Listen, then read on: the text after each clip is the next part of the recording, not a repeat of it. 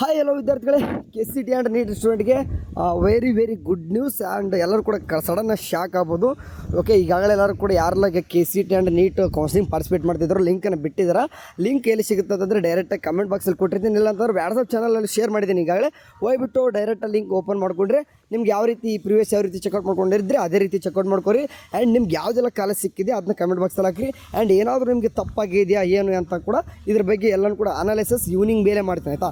Evening ಮೇಲೆ ಎಲ್ಲನೂ ಕೂಡ ಡೀಟೇಲ್ಸ್ ಇದ್ರ ಬಗ್ಗೆ ಮಾತಾಡೋಣ. ಆ್ಯಂಡ್ ನೆಕ್ಸ್ಟ್ ಪ್ರೊಸೆಸ್ ಏನು ಅಂತ, ಆ್ಯಂಡ್ ಕಟ್ ಆಫ್ ಆಯಿತು, ಮತ್ತು ನೆಕ್ಸ್ಟು ಫೈನಲ್ ರಿಸಲ್ಟು ಮತ್ತು ಕ್ವಿಟ್ ಬೆಟನ್ನು ಎಲ್ಲನೂ ಕೂಡ ಕಡೆಯಿಂದ ಎಲ್ಲನೂ ಕೂಡ ಬರ್ತದೆ.